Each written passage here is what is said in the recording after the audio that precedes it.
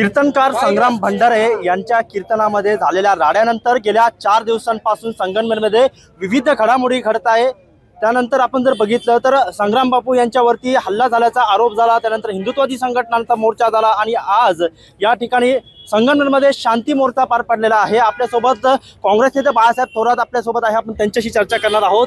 साहेब, गेल्या आपण जर बघितलं तर 4 दिवसांपासून विविध घडामोडी या ठिकाणी घडत आहे आणि या संगमनेरच्या भूमीमध्ये संग्राम जे भंडारे आहे त्यांच्यावरती हल्ला झाल्याचा आरोप होतोय, काय सांगायचं? याच्यामध्ये एक गोष्ट लक्षात घ्या की हे पूर्वनियोजित होतं।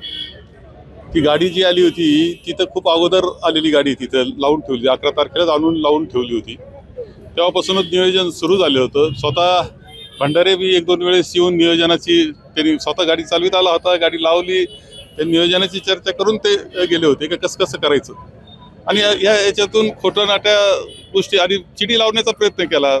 आता असं आहे की तुम्ही इतरच भाषण करत बसले, इतकं राजकारण बोलायला लागले, तर ते जागृत तालुका आहे, जागृत गाव आहे, त्यांनी म्हटलं तुम्ही आता अभंगावर बोला, हा सोडवायचाच राहिलाय तुमचा, तर लगेच तुला येतो का अभंग, तू असा आहे, तू सायको आहे, हे जे सुरू केलं त्यांनी, त्यामुळं थोडीशी त्या मुलाला मारायला निघाले, बाकीचे जे होती तिथली टोळधाड की त्याला मारायला निघालेली दिसते आपल्याला। त्या यंदा कुठेही काही नाही, ते मस्त उभे होते, देवाचं दर्शन घेऊन मग गेले। हे तुम्हाला सगळं व्हिडिओ दाखवलं, गाडी दाखवली, गाडी पहिलीच फुटलेली होती हे दाखवले, अधिकृत फुटेजेस आहे सगळे। याचा अर्थ खोट्या केसेस, त्याच्यामध्ये बी जामीन मिळू नये याच्याकरता केलेला प्रयत्न, अँटिसिपेटरी बेल घ्यायला आम्हाला जावं लागते, अशी अवस्था आहे त्या कुटुंबातले। साधे माणसं, काही संबंध नसणारे, जे वाचवायला चालले होते पोराला मारतील म्हणून, त्याच्यावर परत केसेस, या सगळ्या घोटाळे त्याच्यामध्ये आहे। पण ते पूर्व नियोजित आहे आणि दुर्दैवानं महाराष्ट्रात तरी काय घडते, महाराष्ट्र शांत आहे का? एक काही लोक असे झालेले आहेत की ज्यांना वाटतं की धर्माचं नाव घेतलं की राजकारण सोपं होतं, तेच करावं, कशाला कामं करीत बसावं। त्यातून असे काही लोकप्रतिनिधी तयार होत असताना आपल्याला दिसत आहेत की निश्चित ते धर्माचं नाव आम्ही धार्मिक आहे, आम्ही वारकरी, वर्षानुवर्ष आहे, परंपरा आमची तीच आहे, म्हणून आम्ही काय ते सांगत बसणार का? आम्ही पाहतो विकासाच्या कामाचं काय हे आम्ही पाहत असतो। हे मात्र त्यांना एकच काम सुचतंय, म्हणजे तेवढंच एक धर्म करायचं आणि त्याच्यातून राजकारणाची पोळी साधायची मताची, याच्यापेक्षा काही नाही। परंतु आपण जर बघितलं तर असं देखील आरोप होतोय की छत्रपती शिवाजी महाराजांच्या बद्दल महाराज बोलत होते आणि त्यानंतर हे सगळं तुम्हाला आता ते तुम्हाला म्हणता येणार नाही, ते फुटेजेस वाटले त्याची कॉपी तुम्ही घ्या आणि कशावर बोलता असताना झालं हे तपासा, असं काही नाहीये। ते मुद्दाम त्याला मुलाला उत्सुक होते, दुसरेच विषय चाललेले होते, सर्व धर्म तुम्ही राज्यघटनेच्या वर मूलभूत तत्व नाही बोलू शकत, नियमाला नाही बोलू शकत। ते सगळं म्हणजे जी राज्यघटना स्वीकारली, आम्ही भारतीय लोक आम्ही स्वीकारतोय असं म्हटलंय प्रिअम्बल मध्ये, आपण सगळ्यांनी स्वीकारलेली ती, तिच्यावर काय बोलायचं कारण आहे? इतक्या खालच्या पातळीवर जाऊन त्या पद्धतीनं आणि त्या मुलाला उचकून कसं बिघडलं असं प्रयत्न, आणि हा हेतू पुरस्कार केलेला कट होता। आणि इथं अशांतता हळूहळू ती महाराष्ट्रात पाठवायची आणि त्यानंतर आपलं आहे इलेक्शन, त्याच्यामध्ये याच्या जोरावर इलेक्शन करायचं, कारण आता कामं चालू नाहीत, पैसे येऊन नाही राहिले, आमचे रस्ते सुद्धा आता जे मंजूर होते ते सुद्धा कॅन्सल होत आहेत, जुने कामं चालायला तयार नाही। ही सगळी अवस्था सगळ्या तालुक्यात, राज्यात तरी काय झालं? बीडला काय प्रवीण दादाला त्रास झाला, कशा पद्धतीने कॅन्टीनमध्ये मारला जातोय, कशा पद्धतीने विधानसभेमध्ये लोक घुसतायत, कशा पद्धतीने नोटाचे बंडल सापडतायत, कोण काय बोलतोय, कशाला काही हे धरबेळच नाही राहिलेलं। ही अवस्था राज्याची आहे आणि याच्यावर त्यांना एकच उपाय आहे, तो म्हणजे जाती धर्माचं नाव घ्यायचं आणि राजकारण करायचं। विद्यमान आमदार सांगते की 40 वर्ष या तालुक्याची गडी विस्कटली होती, आता कुठे ती गडी बसती तेव्हा सगळ्यात सुंदर तालुका बांधणी महाराष्ट्र असेल 2-5 आणखी, परंतु जे सुंदर बांधणीचे मतदारसंघ तालुके आहेत त्याच्यात माझं नाव आहे। आणि आत्मविश्वास सांगतो, मी तर आमच्या एका मित्राला म्हणत होतो की आपण एका व्यासपीठावर येऊन याची चर्चा करू इलेक्शनच्या काळात, ते आले नाही व्यासपीठावर। आपण जर बघितलं तर या सगळ्या आपण घडामोडी बघताय, कुठंतरी संगमनेर शांत करण्याचा प्रयत्न होतोय आणि आपण हत्यार होऊ नये याची काळजी, हे जे आहेत भंडारे सुद्धा हत्यारी, जिथं वापरायचं तिथं वापरा।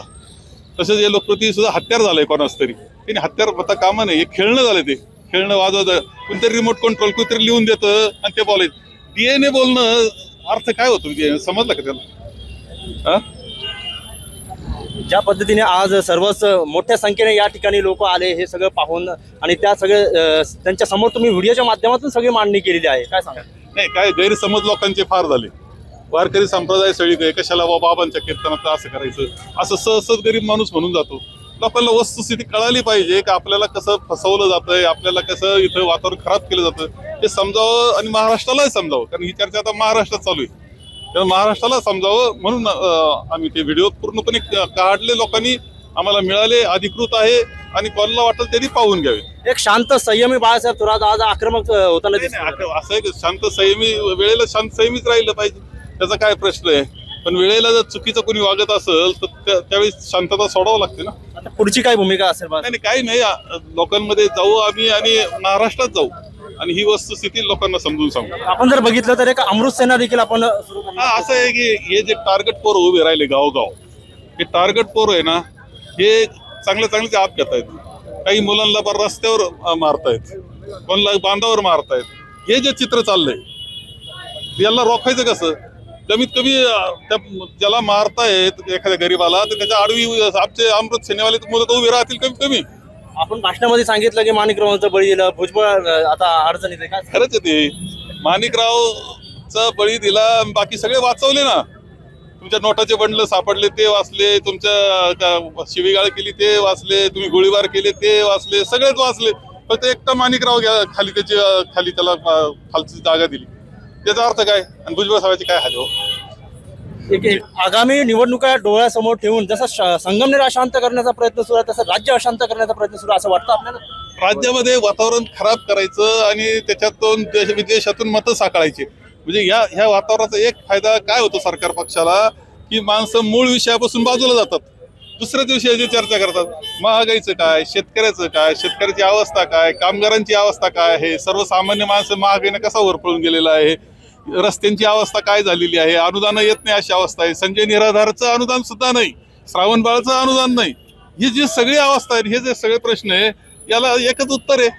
एवढा गोंधळ घातला काही सगळं झाकून जातं. नक्कीच आपण या ठिकाणी जर पाहिलं तर राज्यामध्ये अशीच परिस्थिती आहे, शेतकरी अडचणीत आहे. त्याचबरोबर आपण जर बघितलं तर सर्वसामान्यांचे मोठ्या प्रमाणात प्रश्न आहे. श्रावण बाळ असेल, जे संजय गांधी निराधार योजना असेल, या योजनांचे अनुदान आता थांबलेले आहे आणि तरी देखील या सगळ्या मूळ प्रश्नांवर लक्ष हटवण्यासाठी सरकारच्या वतीनं अशा प्रकारचे जे आहे तर हे सगळं घडवलं जात आहे, असंच या ठिकाणी बाळासाहेब थोरातांनी या ठिकाणी प्रतिक्रिया दिल्याचं चित्र आपल्याला पाहायला मिळत आहे. Mobin Khan, Maharashtra times online, Sangamner, Ahilyanagar.